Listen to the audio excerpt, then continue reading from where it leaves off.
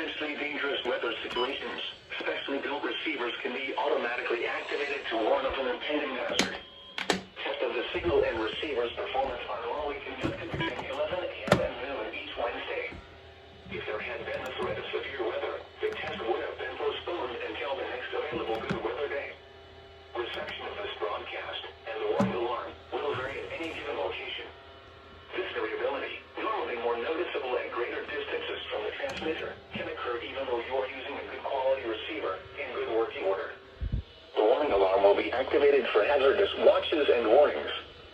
For station WXL70, broadcasting near Charlotte, on a frequency of 162.475 MHz, the warning alarm will be activated for the following counties in North Carolina: Alexander, Anson, Cabarrus, Catawba, Cleveland, Gaston, Argyle, Lincoln, Mecklenburg, Montgomery, Richmond, Moyle, Stanley, and Union.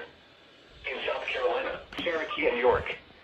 This concludes the NOAA Weather Radio All Hazards Torn Alert Test.